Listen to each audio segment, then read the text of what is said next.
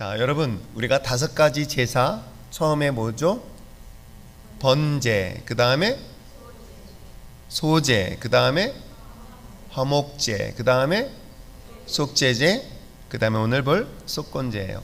그 중에서 여러분들이 전적으로 하나님 앞에 드려지는 제사의 제물들이 있습니다.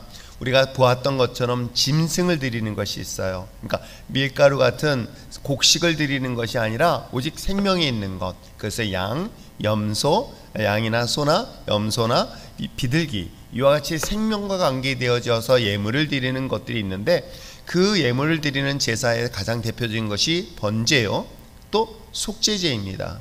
그죠? 속제제입니다. 근데도 속건제에서도 거기에 드릴까요, 안 드릴까요? 사실 거기서도 드립니다. 자, 그런데 우리가 살펴보았던 것처럼 가장 중요한 것은 일방적으로 하나님과 인간의 관계 속에서 지은 죄, 하나님과 나와의 관계, 그러니까 하나님과 인간 관계에서 지은 죄의 문제를 해결할 수 있는 그 제사는 딱 2가지예요. 번제와 속제제인 거예요. 그러니까 속제제와 번제는 하나님과 인간관계 속에서 이루어진 죄에 대한 죄 해결할 수 있는 제사의 방법이 2가지인데, 그러면 번제는 그리고 속제제는 무엇일까라고 본다면, 우리가 좀 더 이것을 우리가 죄에 대하여 정리를 해본다면 원죄와 또 자범죄, 이 2가지 관점으로 2가지를 해석해도 큰 무리 없을 것입니다. 그래서 번제와 속제제는 원죄와 자범죄를 하나님 앞에 범죄했을 때, 즉 하나님이 말씀하신 것을 죄를 졌을 때 해결하는 제사가 2가지다. 그럼 나머지는 소제는 그 하나님이 나를 구원하신 것에 대해서, 즉 내 죄를 용서해 주셨잖아요.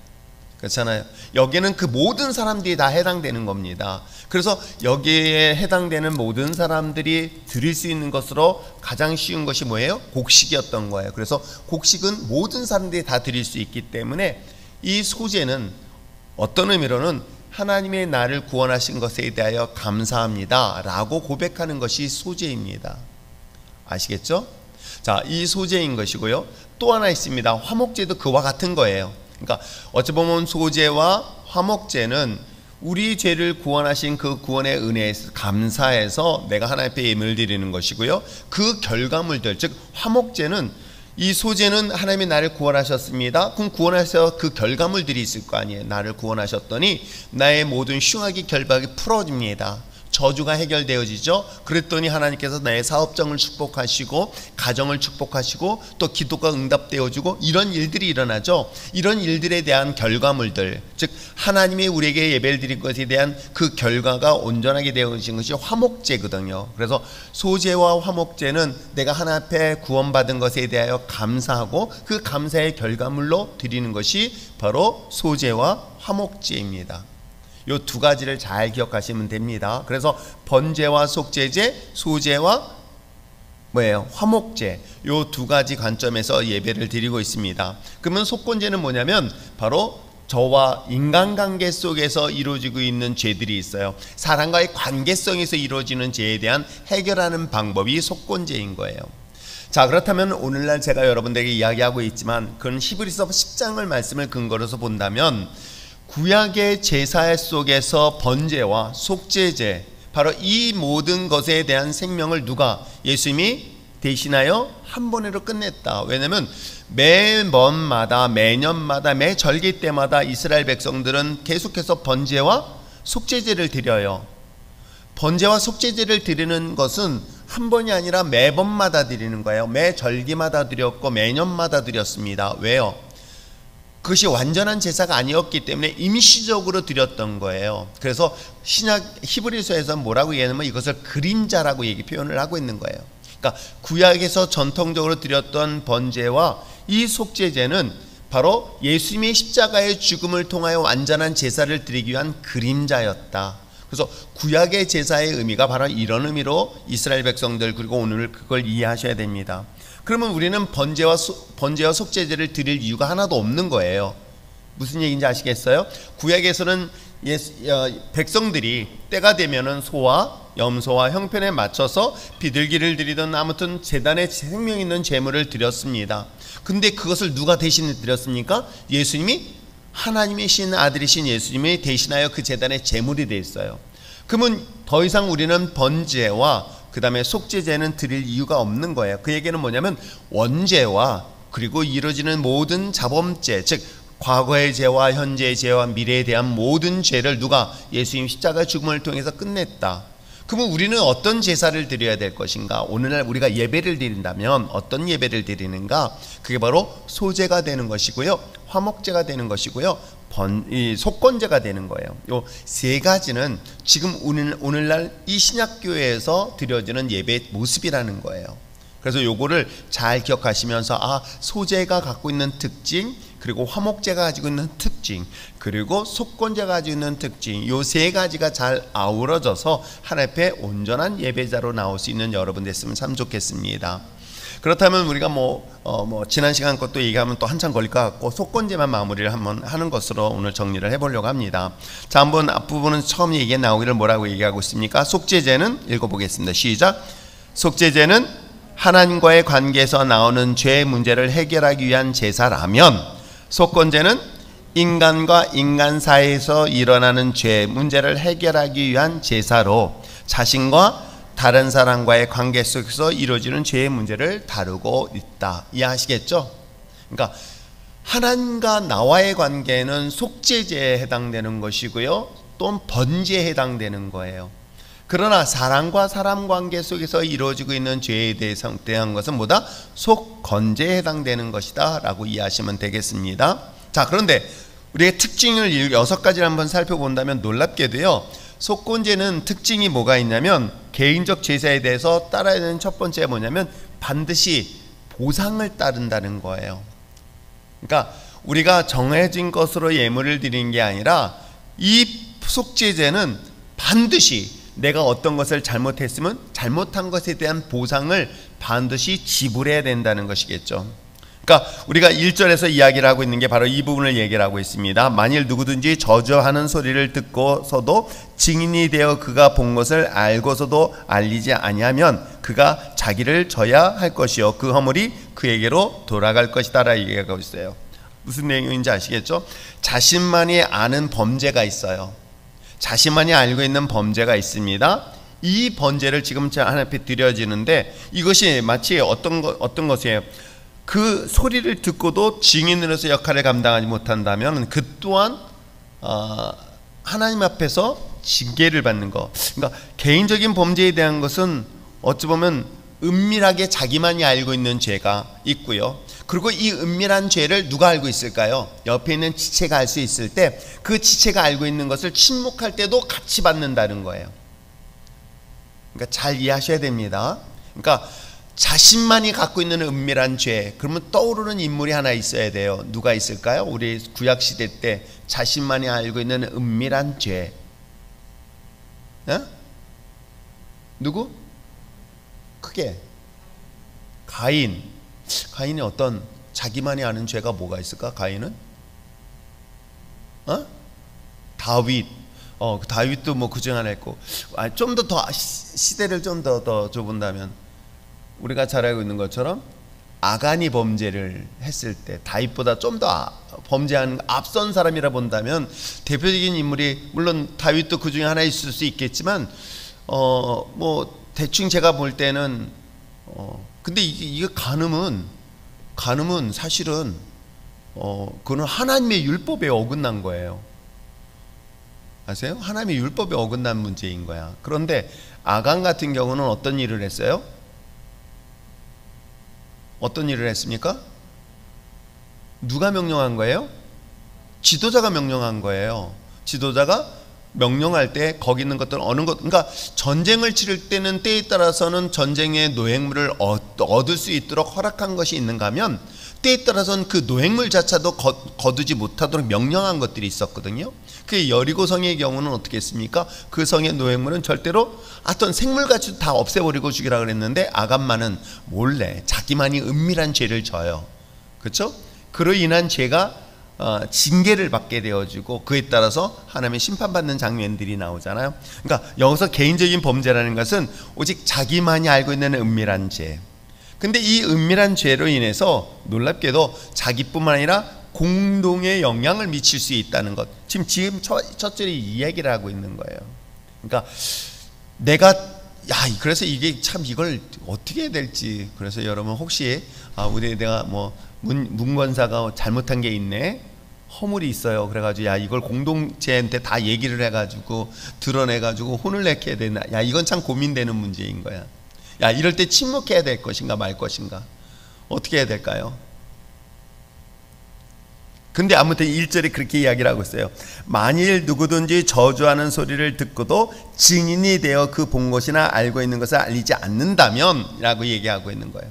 그러니까 자신이 자신에게 누군가가 그런 은밀한 것들을 얘기했었을 때 그것을 알리지 아니한다면 그에 따라서 하나님이 징계하겠다라고 얘기하는 거예요. 이거 어디든간에 개인 대 개인 자신만이 알고 있는 은밀한 것에 대하여 하나님께서는 반드시 이 부분에 대하여 죄를 다루게 되어지는데, 속죄죄는 어쩌면 공적인 범죄예요. 공적인 범죄에 속해 있다면 속건죄는 개인 자신만이 알고 있는 은밀한 죄예요. 이해하시겠어요? 그러니까 공동체에게 영향을 미칠 수 있는 그런 죄와 개인적인 은밀한 죄, 그거를 좀 더 이해할 수 있는 방법이 뭐고, 성경 속에 등장하는 인물들이 누가 있을까? 우리가 잘 알고 있는 것처럼 하나님의 제단의 제물들을 몰래 훔쳐먹은 인물들이 있죠. 엘리 제사장의 아들들, 그죠? 하나님의 것을, 이거는 공공의 것이에요. 공공의 것, 개인 것이 아니랍니다.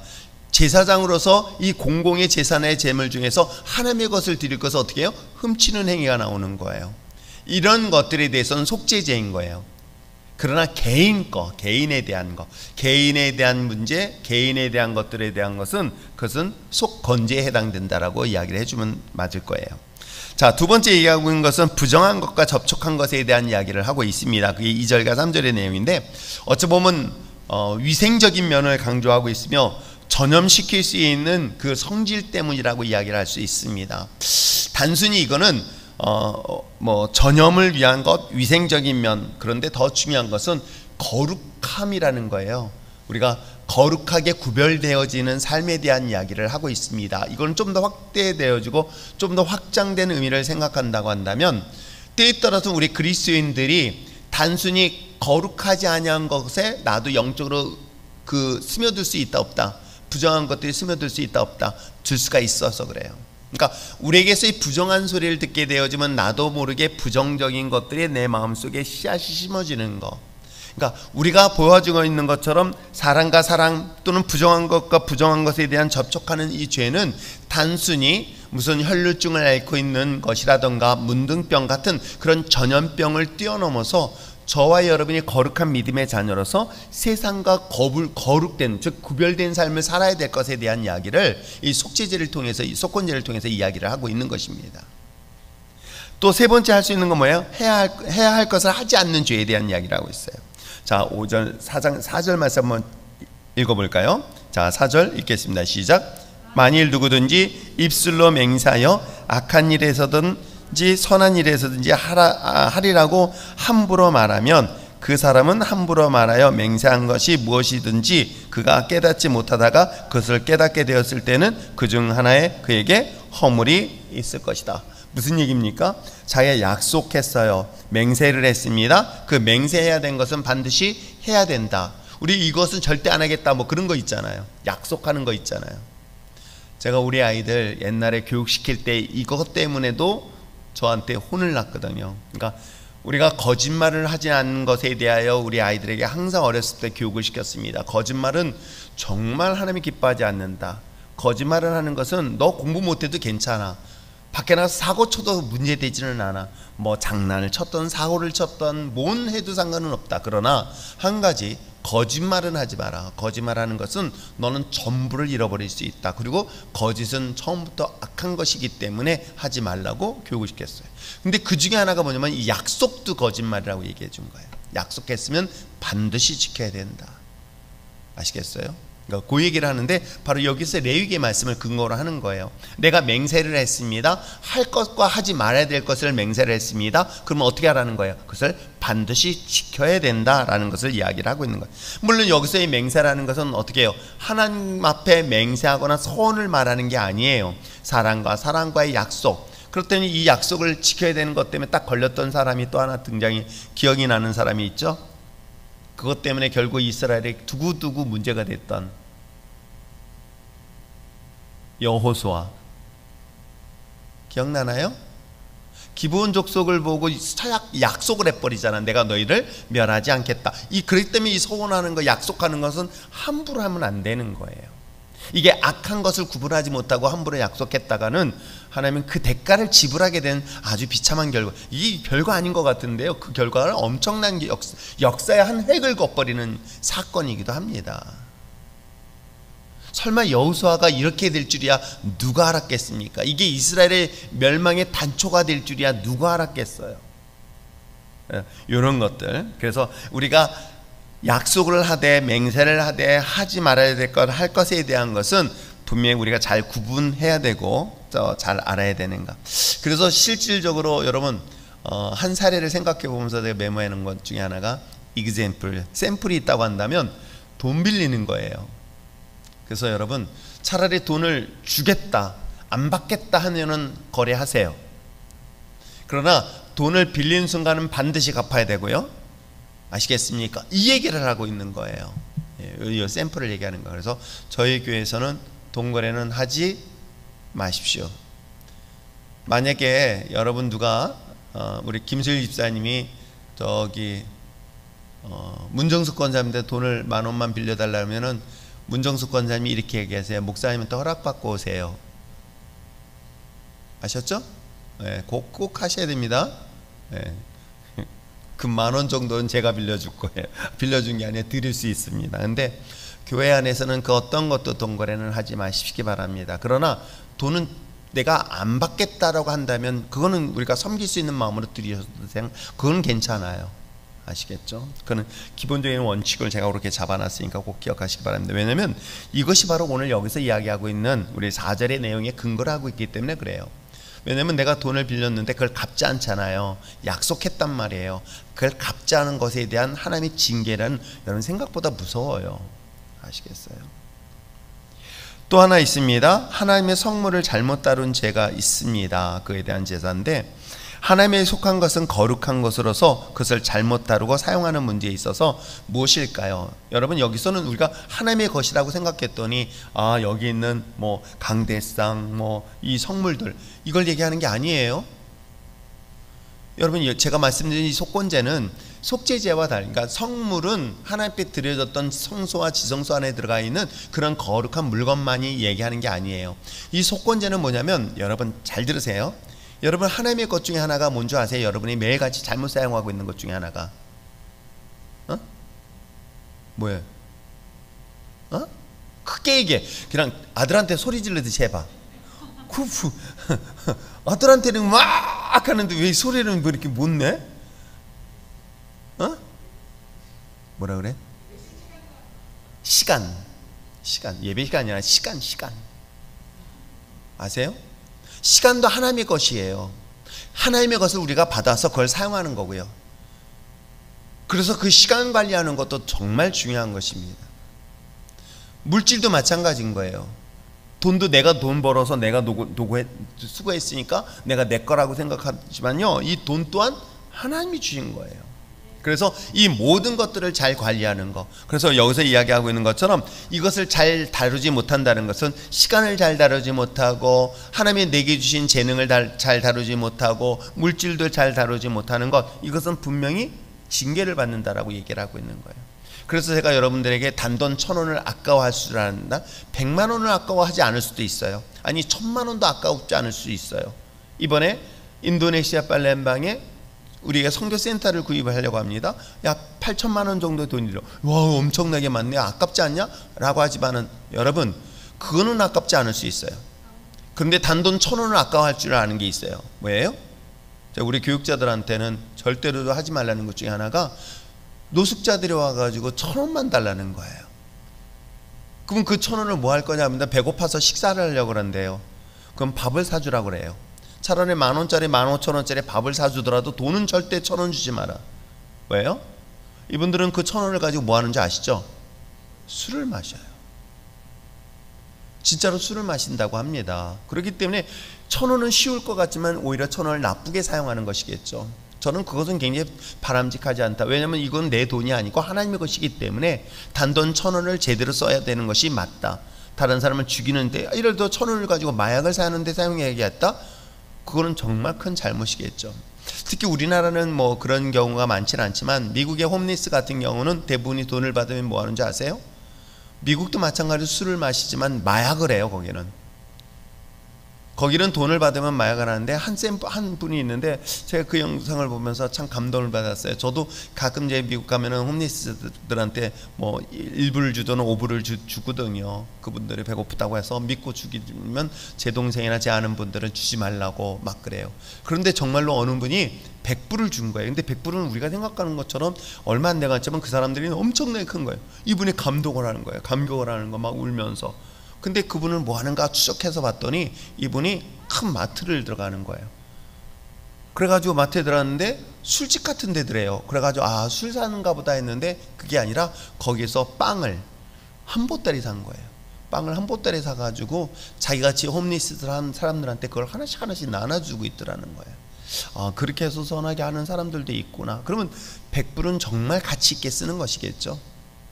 여러분, 이 모든 것들이 하나님의 것입니다. 그래서 하나님의 것임을 잘 사용하지 않는다면 오늘 성경에서 이야기하고 있는 것처럼 하나님의 거룩한 것을 잘못 다루는 죄를 짓게 된다. 이것 또한 속건제에 해당된다라고 오늘 성경은 분명히 이야기를 하고 있는 것입니다. 자, 그 다음에 또 하나 보시는 건 뭐예요? 부지중에 죄를 범하는 경우죠. 자기도 모르는 순간에 죄를 범하는 거. 그런 경우는 인간관계에서 되게 많이 있어요. 물론 하나님 앞에서 이야기하는 부지중에 죄를 말하는 게 아니에요. 나는 의도하지 않았는데 상대방이 그것을 오해하거나 상대방이 상처받는 경우도 있거든요. 이런 경우들을 말하는 거예요. 상대방에게 그런 그런 의도 없이 했는데 그래서 이것도 참 고민되는 거예요. 내가 막 길거리 지나갔어요. 그랬더니 어떤 분이 상처받아서 교회 안 나오겠대. 왜요? 그랬더니 목사님은 누구는 인사를 받는데 자기는 인사를 안 받는데 언제 받지? 지나가다 저를 본 모양인데 저는 못 봤죠. 당연히 딴 데 보느라고. 아니면 딴 생각하면 못 보잖아요. 저 그런 소리 참 많이 들었어요. 그러면 맨날 보고 다니니까 눈 크게 뜨고 봐야 되나 막 그런 생각도 많이 해요. 긴장을 해요. 그래서 누가 혹시라도 아는 척 하는가. 또 어느 분이 아는 척하면 모르는데 처음 보는데 그냥 저도 아는 척을 해요. 혹시라도 실수할까 봐서 반갑습니다. 어떻게 잘 지내시죠? 아니 근데 잘 지내시는데 오늘 아침에 봤는데 그러더라고요. 아이고 하여튼 우리 교회는 아닌데 아침 새벽에 오시는 분이시거든요. 아이고 그 문제 막 머릿속이 복잡해지는 경우를 종종 경험해. 그래서 이것도 정말 하나님의 은사가 있어야 되겠다는 생각이 듭니다만 어찌됐건 간에 부지중에 우리가 죄를 범했을 때 이거에 대한 제사 또한 뭐예요? 이것도 속건제에 해당되는 것입니다. 그리고 남의 물건을 두고 죄를 범하는 제사가 있어요. 뭐냐면 이게 어떤 건지 아세요? 자, 6장 2절과 2절의 말씀을 6장 2절? 예, 그 내용은 어떤 것이냐면은 우리 길거리 지나가다가 물건을 주우는 경우 있죠. 그것을 주인에게 돌려주지 않는 거. 내가 이거 말씀 정리하면서 나 주운 거는 별로 없는데 혹시 주운 것 때문에 내가 입마에 포켓한 건 없는가 하면서 저기 했고요. 그러나 한 가지 분명한 것은 우리 최지연 집사님, 유명하신 우리 최지연 집사님이 계시는 곳에 있어요. 혹시 옛날에 어떤 분이 5,000원짜리를 줬는데 4만 얼마를 거슬러 주더래요. 왜 그랬을까요? 5만 원으로 생각해가지고 거슬러 돈 벌었다고 해가지고 저한테 뒤집어 혼난 적이 있었어요. 그러니까 그건 돌려주라. 절대로 그거 가져오는 게 아니다라고 얘기를 해줬거든요. 그러니까 이런 것들이잖아요. 내가 상대방의 실수로 내가 돈을 넣거나 아니면 돈을 떨어졌거나 잘못 그런 것들 이런 것들이 바로 오늘 여기서 얘기하는 것처럼 남의 물건을 두고 죄를 범하는 경우, 즉 길거리에서 물건을 주어서 자기 것으로 취하거나 빌렸다가 돌려주지 않는 것, 이것이 바로 여기에 해당되는 바로 그런 죄를 이야기를 하고 있습니다. 자, 속건제에 대해서 좀 특징적인 걸 이해하시겠죠? 이거는 하나님과 관계보다는 일상적으로 우리 삶 속에서 사람과의 관계 속에서 일어날 수 있는 다양한 것들을 지금 이야기를 하고 있는 거예요. 근데 놀랍게도 이것을 성경은 자세하게 설명을 하고 있고요. 이것이 죄에 대하여 반드시 제사를 드려라 라고 얘기를 하고 있습니다. 이해하시겠죠? 네, 뭐 이것 말고요. 이걸 만약에 더 저기 한다면 이제는 우리는 이거 보지 말고요. 좀 더 디테일하게 올라면 이제 그 유대교에서 가르치고 있는 장로의 유전, 장로들의 그 교훈집이 있다고 합니다. 근데 저도 그거는 보지는 않았는데 그 내용을 보면 아주 디테일해요. 디테일하게 뭐 예를 들어서 뭐 물건을 들고 주일날 몇 벌을 걸으면 그것이 또한 안식일에 범죄한 것이고 또 뭐 등등등 우리가 뭐 인사를 안 했을 때 어른에 대한 예를 갖추지 않았을 때 뭐 이 뭐 아주 자세하게 가르쳐 주는 것들이 되게 많은데 그것까지는 우리가 다 볼 필요는 없고, 그렇죠? 다 볼 필요는 없고 어디든간에 성경에서 이야기하는 이 정도 범위 안에서 내가 혹시라도 저는 여기 우리가 함께 읽은 것 중에서 하나가 뭐냐면은 뭐 부정한 것 뭐 그런 것 하다 하더라도 내가 약속하고 약속을 지키지 않는 것, 이게 죄가 될 수 있구나. 우리는 그것을 그래 미안하면 되겠지가 아니라 그게 죄가 될 수가 있구나. 그리고 또 뿐만 아니라 여기서 이야기하고 있는 것처럼 내가 가지고 있는 이 모든 것들이 하나님의 것임을 인정하고 그것을 잘 관리할 줄 아는 것. 즉 청직이라는 것은 단순히 우리가 뭐 맡은 직분이라든가 교회 성물만을 말하는 것이 아니라 내 몸도 마찬가지인 거예요. 자신의 몸도 하나님이 주신 선물이고요, 거룩한 거거든요. 그럼 나만 거룩한가? 상대방도 거룩한 거예요. 그래서 상대방도 거룩하게 다룰 줄 알아야 되고요, 자기 자신도 다룰 줄 아는 것. 그래서 자기를 잘 관리할 줄 아는 이 모든 것들이 바로 이 속건제에 해당된다는 것 잊지 마시기를 바랍니다. 아시겠죠? 그러면서 참 재밌는 것들이 있어요. 나중에 이제 뭐 얘기를 하겠지만 이 속건제가 가지고 있는 특징들은 우리가 아까 성경에 보았던 것처럼 재밌는 게 하나 있어요. 뭐냐면 16절에 나와요. 자, 16절 말씀 한번 읽어볼까요? 16절. 자, 읽겠습니다. 시작. 성물에 대한 잘못을 보상하되 그것은 5분의 1을 더하여 제사장에게 줄 것이요 라고 했어요. 한 20% 정도를 보상하는 거예요. 그래서 내가 뭐든지 약속하고 약속을 지키지 못하면 다음에 그 약속한 것에 내 이게 조심해야 되는데 우리 집사람 또 이걸 근거로 해서 20% 더 달라고 할까봐 겁나긴 하지만 좌우지간 이런 보상 제도가 여기에 꼭 있다는 것을 볼 수가 있습니다. 자, 속건제 하는 방법은요, 여기서 이야기하고 있는 것처럼 염소와 양이 있고요, 비둘기가 있습니다. 그런데 양과 염소와 비둘기는 생명과 관계되는 거예요. 이해하시겠어요? 그래서 생명과 되는 것은 대부분의 번제와 속죄제의 형태로 드리는 거예요. 이해하시겠어요? 속죄제와 그 다음에 번제 형태로 드려요. 다만 양과 염소는 암컷으로 드리는 것이고요, 그 다음에 비둘기도 마찬가지입니다. 이것은 다 하나도 남김없이 다 하나님 앞에 제단에 제물로 드려요. 그런데 우리가 소제, 그 다음에 보았던 것처럼 소제도 다 하나님 앞에 드리긴 하지만 우리가 화목제 같은 경우는 제단에 하나님 앞에 드리고 제사장에게 드리고 남은 제물을 백성들이 먹잖아요. 우리가 먹잖아요. 근데 여기서는 마찬가지로 이 소제 중에 즉 양과 염소와 비둘기는 온전히 하나님 앞에 다 드려서 속죄제처럼 드리지만 소제가 등장해요. 고운 가루. 이것은 남은 것은 제사장에게 드리는 특징이 있어요. 이것이 바로 어찌 보면 다른 것과 달라지는 것. 즉 우리가 번제와 그 다음에 속죄제는 우리가 고운 가루가 없어요. 거기는 오직 생명만 들어가는 거예요. 그런데 속건제는 일부는 하나님께 드리는 것도 있지만 또 하나는 사람에게 드리는 것이 있다. 그 차이가 있다는 것. 그래서 속건제는 하나님과 사람과의 동시에 용서를 구하는 그런 과정의 제사다라고 얘기하시면 되겠고요. 적용하는 방법으로는 이렇습니다. 5절의 말씀에 보면은 뭐라고 하냐면 자복하는 거예요. 해결하는 가장 좋은 방법은 인정하는 거예요. 자, 우리가 본문 5장 5절 말씀 한번 읽어볼까요? 5절 다시 한번 읽겠습니다. 시작. 이 중 하나의 허물이 있을 때에 아무 일에 잘못하였느라 뭐하고? 자복하라고 얘기하고 있는, 인정하라는 거예요. 이것이 이제 그 속건제가 가지고 있는 특징 중에 하나입니다. 내가 먼저 하나님 이거 잘못했습니다라고 인정하는 거. 두 번째는 어떻게 한다? 아까 16절에 본 것처럼 보상하는 거, 배상을 하는 거예요. 이 두 가지가 이 속건제가 가지고 있는 특징 중에 하나이면서도 적용해야 될, 그리고 우리가 이 속건제를 해결하는 중요한 방법 중에 하나다. 내가 하나님 앞에서뿐만 아니라 사람들 속에서도 자기의 죄와 허물을 인정하고 그에 따라서 보상하고, 이것이 속죄제가 가지고 있는 특징이기도 합니다. 자, 요것으로서 이제 속건제를 우리가 다 살펴봤습니다.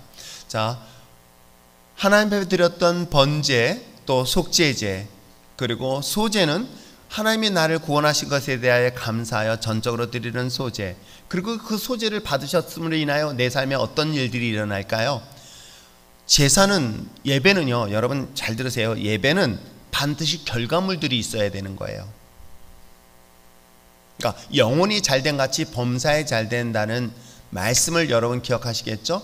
내 영혼이 하나님과 관계가 잘 돼 있다? 그러면 뭐가 잘 돼 있냐면 범사에도 잘 되게 되어 있어요.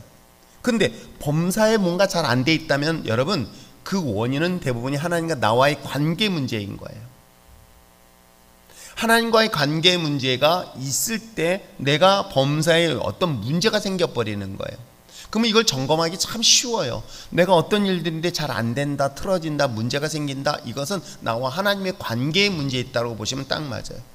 그러면 이 문제를 향해서 우리가 하나님 앞에 번제와 속죄제를, 그러니까 믿음으로 주님 앞에 드렸잖아요. 주님이 드렸잖아요. 그래서 내가 어떻게 하면 드린 거야? 그건 소제가 문제가 되는 거야. 내가 하나님 앞에 전적으로 드리는 소제가 문제가 되는 거예요. 그 소제가 드림의 문제가 있을 때는 결과물들이 뭘로 나타나냐면 화목제로 등장을 해야 된다는 거예요. 그 화목제는 내가 하나님 앞에 예배드린, 즉 소제를 드린 것에 대한 결과물들인 거예요. 그게 어떻게 나타난다? 내 삶의 형통과 평안과 또 하나님이 우리에게 응답하시는 것들, 이런 것들로 나타난 것이 화목제라는 제목으로 드리는 거예요. 그러니까 화목제는 우리가 하나님과 나와 화목하게 된다는 얘기를 하는 게 아니에요. 즉 내가 하나님 앞에 예배를 드렸습니다. 그 예배를 하나님이 흠양하셨습니다. 그 흠양하시면 끝나는 게 아니에요. 흠양하신 그 하나님이 우리에게 보답을 주시는 거예요. 그게 은혜라고 얘기하죠. 그것이 내 마음에 기쁨을 주고 또 형통케 하고 자녀의 길을 인도하고 또 사업을 형통케 하고 이런 것들에 대한 결과물들을 주잖아요. 이게 바로 이거에 대해서 감사해서 드리는 게 뭐예요? 그게 화목제라는 거예요. 그러니까 감사해서 드리니까 결과물들이 없이 화목제는 드릴 수가 없는 거겠죠. 그러면 번제와 속죄제 사이에서 소제는 내가 하나님 앞에 드려. 그러면 이것을 하나님이 받으심으로 인하여 내 결과물들이 화목제의 결과물들이 나와서 그에 대해서 드려지는 것이 화목제다. 그 화목제가 드려지는 것에 우리가 마지막으로선 관계성, 즉 인간관계성, 사랑과의 관계성, 요것까지도 다 아우러질 때에 온전한 결과의 열매를 맺을 수 있다. 그러면 여러분, 화목제는 어찌 보면 우리가 예배드린 것에 대한 결과물들이에요. 이해하시겠어요? 화목제는 내가 하나님 앞에 예배를 드렸더니 그로 인하여 하나님께서 우리에게 주신 결과예요. 그러면 이것에 대해서 두 가지 볼 수 있죠. 하나는 소제고 하나는 속건제야. 그러면 어떤 관계에 문제가 있는지 대충 아시겠죠? 내가 하나님 앞에 예배 드렸을 때 예배 외에 삶이 승리되지 못할까 한다면 소제의 문제가 있는지 속건제의 문제가 있는지를 점검해 보시기 바랍니다. 나와 사랑과의 관계에 문제가 있는가, 아니면 나와 하나님과의 문제에서 내가 하나님 앞에 드리는 것에 대해서 믿음으로 드리지 못한 것은 없는가 라는 것들을 점검해 보면 문제는 금방 쉽게 해결될 수 있다 없다? 있다. 이렇게 이해하시면 아마 이 5개의 제사가 오늘날 우리에게 예배 속에서 어떻게 등장하고 있는가, 어떻게 나타나고 있는가를 알 수 있을까요? 있습니다.